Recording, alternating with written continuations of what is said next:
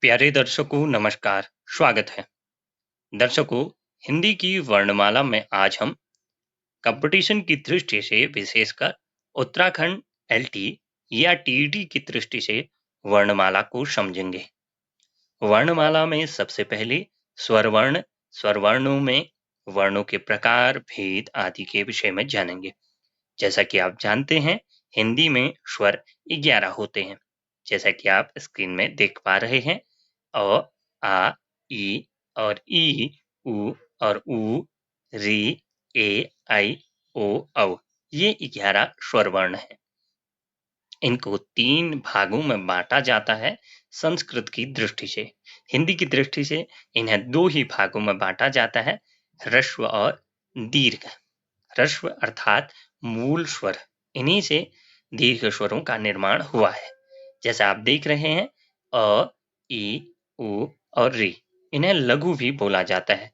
छंद आप अगर पढ़ेंगे आगे तो देखेंगे कि छंद में लघु और गुरु का प्रयोग होता है। लघु का एक डंडे से और दीर्घ का या गुरु का एक एस के आकार से, चिन्ह से इनको बताया जाता है।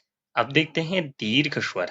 इसमें आ, ई, उ, ए, ऐ, ओ, औ। इसको गुरु या एस के आकार से छंद शास्त्र में देखा जाता है। हिंदी में मूल रूप से ह्रस्व और दीर्घ का ही प्रयोग होता है। संस्कृत में एक और इसका प्रकार माना जाता है, जिसे कहा जाता है प्लुत।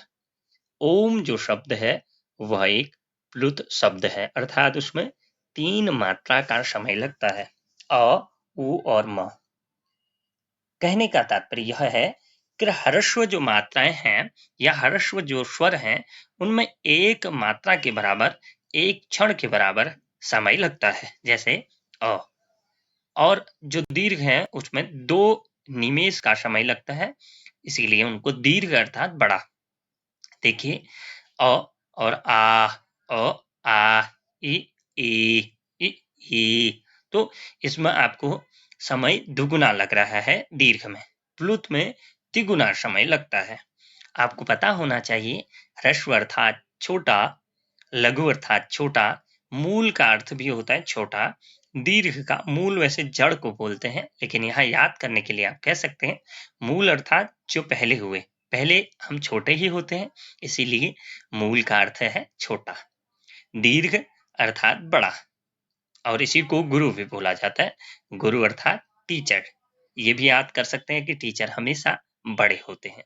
चलिए आगे हम देखते हैं। आगे जो स्वरवर्ण हैं उनको हम देखेंगे कि अजाति या सवर्ण स्वर क्या होते हैं। आप देख रहे हैं, एक जाति के, एक प्रकार के जो स्वर हैं उनको सवर्ण स्वर या अजातीय या एक प्रकार की जाति के स्वर कहा जाता है। जैसे और आ एक ही जाति के स्वर हैं, एक मूल स्वर है, एक उसमें विकार उत्पन्न होने के उपरांत बना हुआ स्वर है। इसीलिए होने को दोनों एक ही स्वर हैं, लेकिन दोनों में अंतर क्या है, एक ह्रस्व है, एक दीर्घ है। इसी प्रकार ई और ई, उ और ऊ। अब देखिए, इसमें हम दूसरा इसका प्रकार देखेंगे, विजातीय स्वर या आपने सवर्ण देखा था, अब असवर्ण स्वर अर्थात असमान स्वर। आप देखिए, और ई असमान है, समान नहीं है। उ और ओ भी असमान है। ऊपर आपने देखा था अ के बाद आ समान स्वर थे, ई के बाद ई समान स्वर थे, लेकिन नीचे की पंक्ति में आपको दिख रहा है अ, ई, ओ अलग अलग प्रकार के स्वर हैं। चलिए आगे देखते हैं। स्वरों के प्रतिनिधि रूप जिनसे व्यंजन वर्णों का उच्चारण हो पाता है उन्हें मात्रा कहते हैं। इसे एक स्लाइड के माध्यम से आगे देखते हैं। देखिए, स्लाइड में आपको दिख रहा है, पहला सबसे पहली पंक्ति में देखिए औ लिख रखा है, और क में औ मिल जाने से क, और आ में क मिल जाने से का। यही मात्राओं को प्रदर्शित करते हैं। आप देखिए, आपको मैं पेन के माध्यम से दिखा पा रहा हूं, ये जो पीछे लगी है क के आ की मात्रा, इसी को हम मात्रा कहते हैं। इसी प्रकार क में ई की मात्रा लग जाने से कि और बड़ी की लग जाने से की। इसी प्रकार कु और कु, क्रे अर्थात इसमें जैसे कृष्ण बोलते हैं क्रे, क्रे, ऐसे अलग अलग प्रकार से उच्चारण किया जाता है अलग अलग स्टेटों में। कहीं कृष्ण बोलते हैं, कहीं कृष्ण बोलते हैं, तो उसमें हम विवाद में नहीं जाएंगे। आपको पता होना चाहिए कि मात्रा क्या है। इसी प्रकार एक ही मात्रा, इसी प्रकार अन्य मात्राएं भी आपको दिखाई दे रही हैं। मात्रा अर्थात स्वर वर्णों का व्यंजन में प्रयोग होना। यह स्वयं कोई मात्रा नहीं है, लेकिन ये व्यंजनों के साथ मिलकर खुद को मात्रा में ढाल लेते हैं। यह भी आपको पता होना चाहिए। चलिए अब जानेंगे व्यंजन वर्णों के विषय में। व्यंजन वर्णों का उच्चारण अर्ध मात्रा के बराबर होता है। जैसे हमने पीछे जाना कि स्वर 3 प्रकार से होते हैं। मुख्य रूप से हिंदी में 2 ही होते हैं, दीर्घ और ह्रस्व। ह्रस्व वर्ण आपने देखा एक मात्रा के बराबर, उनका एक निमेष के बराबर 1 सेकंड मान लीजिए। जैसे मैंने बोला अ और मैं बोला आ, लेकिन जो व्यंजन होते हैं वह अ से भी आधा होता है। अर्थात जब कहीं आपको व्यंजन लिखा हुआ दिखेगा आधा व्यंजन, ये अपने आप में पूर्ण व्यंजन है। इसमें जब हम अ मिला देंगे तो यह फिर क हो जाएगा।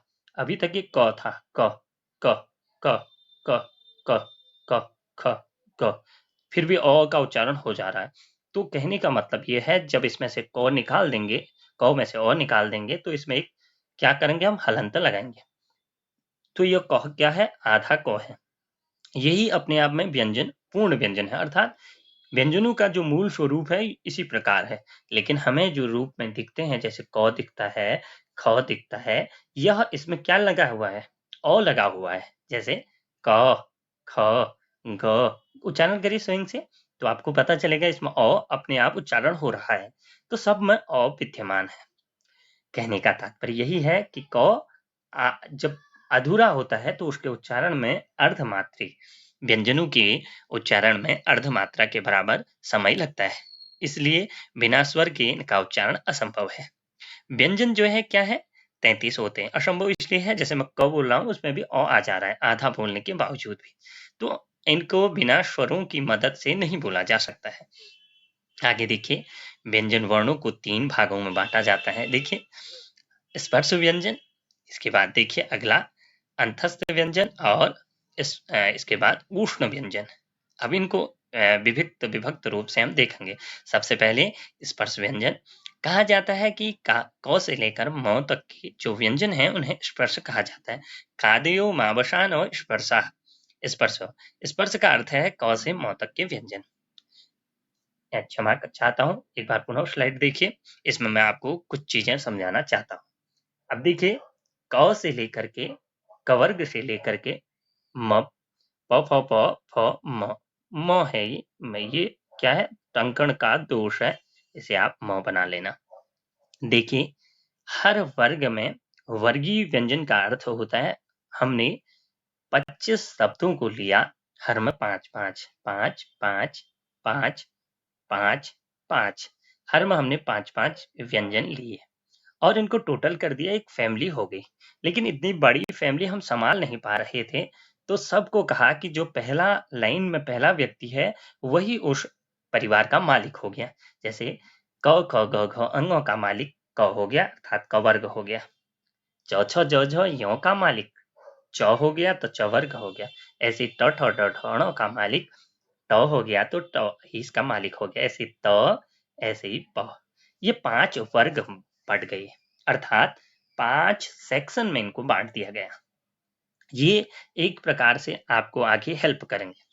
वर्गीय व्यंजन जब भी आपसे पूछा जाए तो क से म तक के जो व्यंजन है वह वर्गीय व्यंजन है, वर्ग में उनको बांटा गया है। अवर्गीय व्यंजन, इसके अलावा जितने भी बच गए सारे अवर्गीय व्यंजन हैं। परीक्षा में पूछा भी जा सकता है कि अवर्गीय व्यंजन कौन सा है, या कवर्ग का चौथा कौन सा वर्ण है, तो कवर्ग का चौथा क ख ग घ ख है। ऐसे ही आपसे पूछा जा सकता है कि टवर्ग का दूसरा वर्ण वर्ण कौन सा है, तो ट ठ। तो आपको यह पता होना चाहिए, कुछ भी पूछा जा सकता है।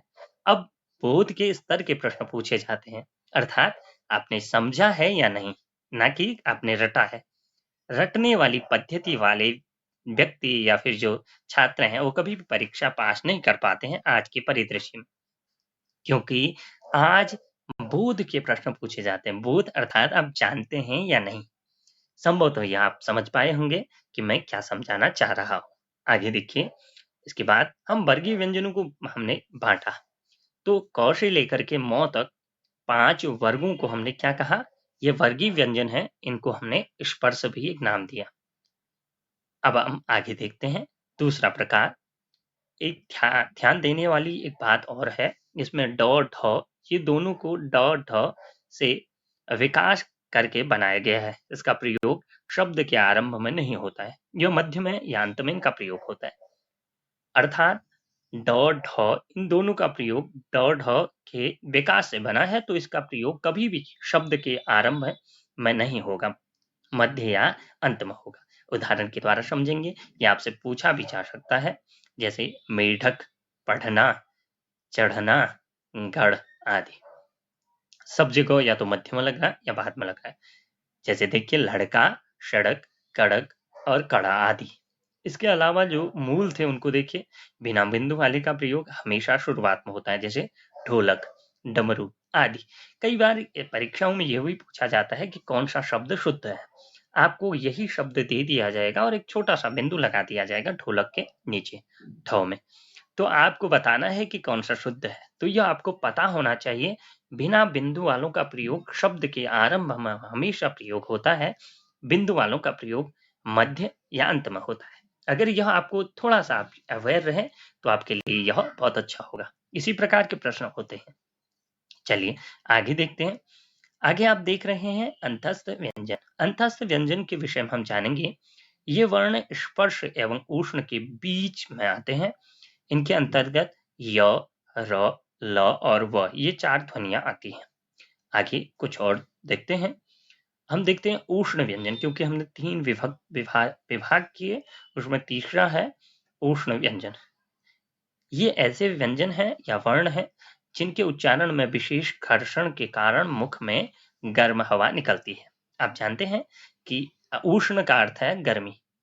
गर्मी जब ऐसे व्यंजन जो गर्मी उत्पन्न करते हैं, ऐसे ही व्यंजनों को उष्ण व्यंजन कहा जाता है। जैसे इनके अंतर्गत श, श, स और ह का प्रयोग होता है। ये 4 हैं उष्ण व्यंजन। चलिए आगे देखिए। अयोगवाह जो वर्ण है वह कौन है? अनुस्वार और विसर्ग अयोगवाह वर्ण है। ये स्वर एवं व्यंजन दोनों में इनका प्रयोग होता है। देखिए अंग और अह ये दोनों का प्रयोग स्वर और व्यंजन में किया जाता है, इनको अलग रखा जाता है। आपसे पूछा जा सकता है अयोगवाह कौन सा वर्ण है, तो आपको पता होना चाहिए स्वर और व्यंजन दोनों में इनको लिया जाता है। ये कौन है? ये बिंदु है, और जैसे ये है, जैसे राम संस्कृत में लिखते हैं, तो ये राम के पीछे लगने वाले जो शब्द हैं, जो बिंदु हैं, इन्हीं को हम क्या कहते हैं? विसर्ग कहते हैं। ऐसे ही रामम बोल रहा हूं, इसके ऊपर जो लगा रहा हूं ये क्या है? यह अनुस्वार है। यह आपको अवगत होंगे। चलिए आगे देखते हैं। आगे ये इन दोनों का प्रयोग हिंदी में भी होता है। अब हम जानेंगे संयुक्त व्यंजन। कुछ व्यंजन संयुक्त भी होते हैं। जैसे श का प्रयोग आपको कई बार कंफ्यूजन होगा कि छ बना कैसे है। क और मूर्धन्य षकार, ये हम उच्चारण स्थान वाली कक्षा में जानेंगे कि कौन से व्यंजन मूर्धा से, कौन से कंठ, तालु आदि से बोले जाते हैं। आज उस पर हम चर्चा नहीं करेंगे। क और श ये छ का निर्माण करता है। आपको पता होना चाहिए त, त्र का निर्माण करता है। ज और ज्यों का निर्माण करता है। और श और र स्र का निर्माण करता है, जैसे श्रीमन आदि। इसीलिए आपने देखे होंगे हरियाणा या अन्य क्षेत्र वाले विज्ञान पढ़ते हैं तो वो भी शुद्ध नहीं है। न्यो इस प्रकार से जो और यो चौथा है, यो का पूरा उच्चारण होना चाहिए। वैसे न्यो इस प्रकार से उच्चारण होना चाहिए। ज्यो, न्यो इस प्रकार से उच्चारण। लेकिन ज्यो हम लोग पढ़ते हैं उत्तर भारत वाले, और दक्षिण भारत में न्यो इस प्रकार का उच्चारण होता है। इसका वेद मंत्रों में भी इसी प्रकार का उच्चारण होता है। तो वह क्षेत्र का अपना अपना वह है। हिंदी के कुछ प्रतीक हैं जिन्हें आप जानते होंगे, मैं बस उनकी पुनरावृत्ति कर रहा हूं। देखिए, अनुस्वार जो गंगा के ऊपर लगा हुआ है, आप देख रहे हैं गंगा के ऊपर जो लगा है वह अनुस्वार है। चंद्रबिंदु अर्थात ये चांद जैसा बना है आधा। दुख में जो बीच में विसर्ग लगे हैं यह विसर्ग है। इसी प्रकार हलंत अर्थात क ख किसी में भी इस प्रकार से नीचे एक डंडी होना, इसको हम हलंत कहेंगे। हलंत का मतलब होता है कि वह स्वर रहित है। यह ग जो है स्वर रहित है, इसे हम ग बोलेंगे। ग ग ग फिर भी और तो आ ही जाता है, इतना सूक्ष्म तार्किकता से हम नहीं भूल सकते हैं, इसीलिए उनको भूलना असंभव है, ऐसा इसीलिए कहा गया। अब हम वर्णों के कुछ और विभाजन को समझेंगे। उच्चारण में वायु प्रक्षेप की दृष्टि से या ककाल के आधार पर वर्णों को दो प्रकार से और बांटा जाता है। वो कौन कौन से हैं? अल्प प्राण और महाप्राण। अल्प प्राण का अर्थ होता है, दूसरा महाप्राण है, देख लीजिए। अल्प प्राण का अर्थ है जिसमें आप जब बोल रहे हैं कम वायु लग रही है। महाप्राण का अर्थ है आप जब बोल रहे हैं तो ज्यादा वायु का प्रयोग हो रहा है। प्राण अर्थात वायु, इसीलिए प्राणायाम जो है वायु के रोकने या फिर उसको सही से चलाने की विधि है। अल्प प्राण ऐसे वर्ण जिनके उच्चारण में वायु की सामान्य मात्रा रहती है। हकार जैसी ध्वनि बहुत कम होती है। इसके अंतर्गत सभी स्वर वर्णों के प्रथम स्वर वर्ण तो आते ही हैं, और वर्गों के जो वर्ग हैं, कवर्ग, चवर्ग, टवर्ग आदि, उनके वर्गों के वर्णों के प्रथम, तृतीय, पंचम वर्ण और अनुस्वार और अंतस्थ व्यंजन आते हैं। इनकी कुल संख्या कितनी है? 31 है। अल्प प्राणों को देखते हैं एक तालिका के माध्यम से। मैंने कोशिश की है कि सरलतया आप लोगों को मैं समझा पाऊं। सभी स्वर अर्थात 11 स्वर अ से लेकर के अ तक। वर्गों के प्रथम और तृतीय और पंचम। आप देखिए, वर्ग अर्थात कवर्ग का पहला क, चवर्ग का पहला च, टवर्ग का पहला ट, तवर्ग का त, पवर्ग का प। ऐसे ही क्या कह रहा है? तृतीय क का तृतीय क्या है? क ख ग। चौ का तृतीय क्या है? च छ ज। ट का क्या है? ट ठ ड। त का क्या है? त थ द। ऐसे ही पवर्ग का प फ ब। ऐसे ही पंचम वर्ण अर्थात आखिरी वर्ण मैंने दिखाई थे, जो वर्गीय व्यंजन थे उनमें 5 वर्ण आ रहे थे।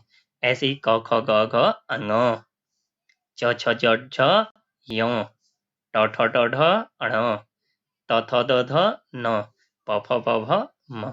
ये कितने हो गए? कुल मिला के 15 हो गए, 11 ऊपर थे। अब हम देखते हैं अनुस्वार। एक ही अनुस्वार होता है जिसे आप जानते हैं, और उसके अलावा क्या होता है? उसके अलावा अंतस्थ व्यंजन उसमें लिखा था, तो य, र, ल और व ये अंतस्थ है, आपको पता होना चाहिए। चलिए हम आगे बढ़ते हैं, संभव तो यह आपको समझ आ गया होगा। देखिए, आगे हम जानेंगे महाप्राण। अल्प प्राण हमने समझ लिया।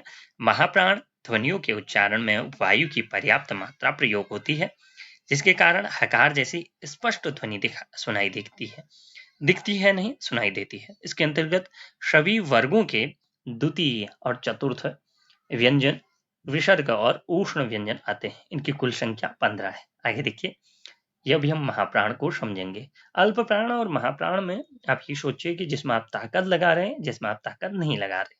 महाप्राण ताकत लगा रहे हैं, अल्प प्राण ताकत नहीं लगा रहे, वायु के फोर्स की दृष्टि से। अब देखिए, इसमें वर्ग के द्वितीय, कवर्ग का द्वितीय क्या है? ख है। चवर्ग का छ है। टवर्ग का ठ है। तवर्ग का थ है और पवर्ग का फ है। आपको पता होना चाहिए, मैंने पीछे भी बताया कि वर्ग किस प्रकार से बनते हैं। इसी प्रकार चतुर्थ है, कवर्ग का क ख ग घ, क ख ग घ। ऐसे ही अन्य भी आप देख रहे हैं। इनकी कुल संख्या 10 है। विसर्ग जो आप जानते हैं, राम, बालकः या दुःखः। दुःख जो शब्द कहते हैं उसमें भी बीच में मध्य में विसर्ग होते हैं। उष्ण व्यंजन आप जानते हैं, पीछे जो आपने देखे थे। उष्ण का अर्थ गर्माहट से है। श, श, स और ह, ये 4 क्या है? उष्ण व्यंजन है। चलिए अब हम आगे बात करेंगे। आगे अन्य विभाजन हम जानेंगे। वर्णों के और क्या विभाजन हो सकते हैं? स्वर तंत्री के आधार पर वर्णों की 2 अन्य भागों में इनको बांटा जा सकता है, घोष या सघोष वर्ण। एक है अघोष वर्ण। सघोष अर्थात अंदर से घोष की आवाज ध्वनि सुनाई देना।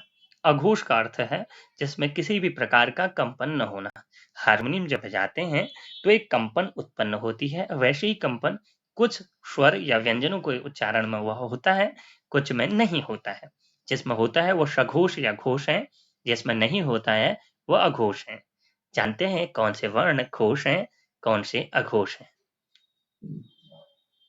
सबसे पहले हम जानेंगे घोष वर्णों के विषय में। अब देखिए घोष वर्ण कौन कौन से हैं, सबसे पहले देखते हैं।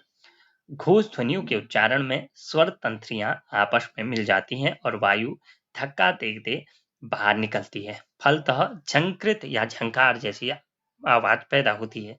इसके अंतर्गत सभी स्वर वर्णों के तृतीय, चतुर्थ, पंचम, अंतस्थ और हकार आता है। अब देखते हैं कौन सा है ये, तालिका के माध्यम से जानेंगे। मैंने कोशिश करी है कि हर के लिए तालिका आपके पास हो, और कोशिश करिएगा कि आप इस तालिका को स्क्रीनशॉट के द्वारा ले लें। ये आपके लिए बहुत हेल्पफुल होंगी, कॉपी में नोट कर लें। अन्यथा आपके पास न हो तो मेरी आप टेलीग्राम को ज्वाइन कर लेना, वरना आपको मेरे ही चैनल में मेरा नंबर मिल जाएगा, मुझे आप मैसेज कर सकते हैं व्हाट्सएप में। मैं आपको ये पीडीएफ पीपीटी है लेकिन मैं पीडीएफ में कन्वर्ट करके आपको दे सकता हूँ। घोष या सघोष सुवर्ण है सभी स्वर अर्थात 11 स्वर। इनको बार बार रिपीटेशन करने की आवश्यकता नहीं है।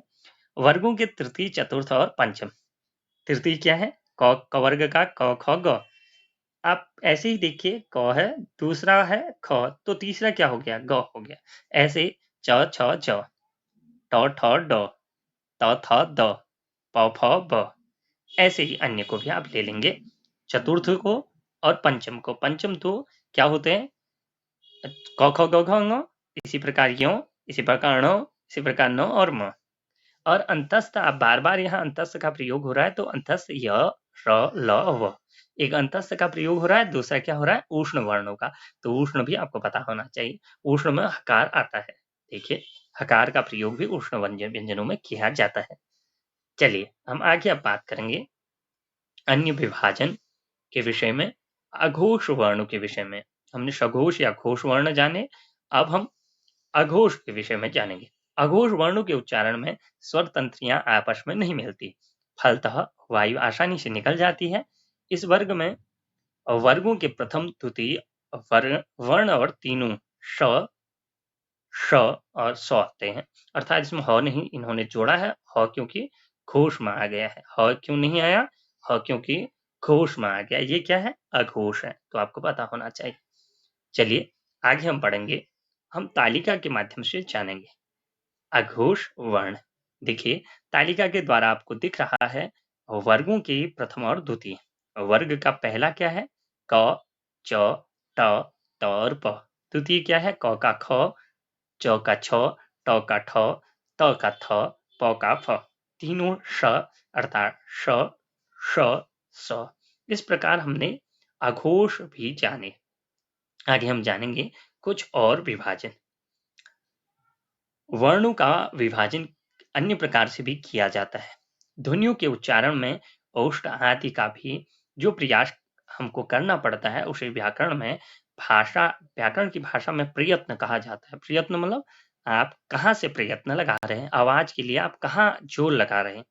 जैसे बोलते हैं कि मेरे मुंह थक गया बोलते बोलते, नासिका थक गई या गला थक गया, तो वो वहां से प्रयत्न कर रहा है। ये दो प्रकार से होते हैं, बाह्य और आभ्यंतर। आभ्यंतर 5 होते हैं संस्कृत में, यहाँ हम हिंदी में भी जानेंगे। 5 कौन कौन से हैं? स्पष्ट, ईषत स्पष्ट, ईषत विवृत, विवृत और समृत। अब हम जानेंगे आभ्यंतर के बाद बाह्य प्रयत्न।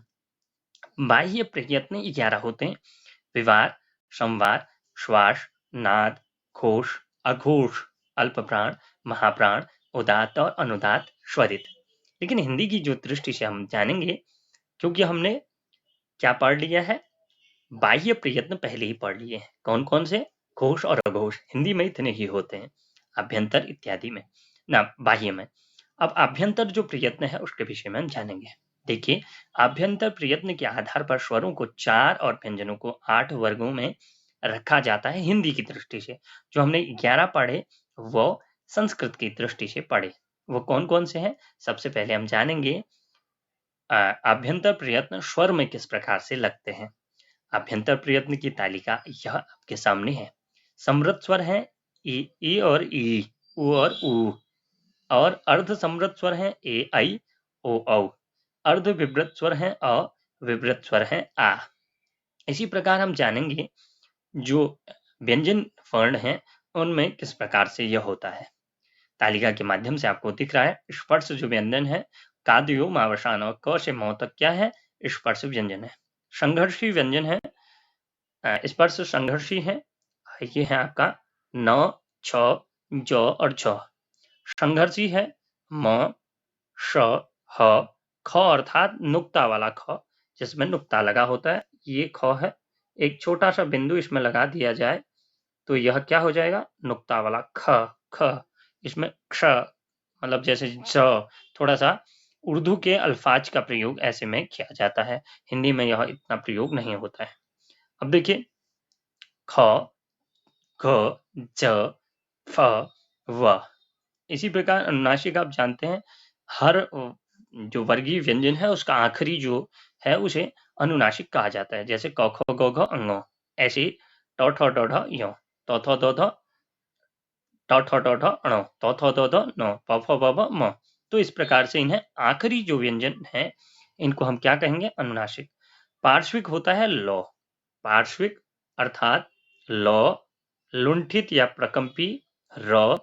इसी प्रकार उच्छिप, जैसे हमने ड ढ इसी का जो पुराना रूप था हमने जाना था कि इसकी का पुराना रूप क्या है?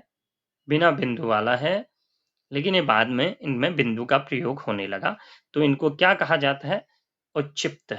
यह भी आपको पता होना चाहिए। आगे देखिए अर्ध स्वर में य और व को लिया जाता है। य और व अर्ध स्वर में लिए जाते हैं। मित्रों धन्यवाद, आपने वीडियो देखा। इसी प्रकार की ज्ञानवर्धक रोचक वीडियो देखने के लिए चैनल को सब्सक्राइब करें, लाइक शेयर कमेंट करें। नमस्कार, धन्यवाद।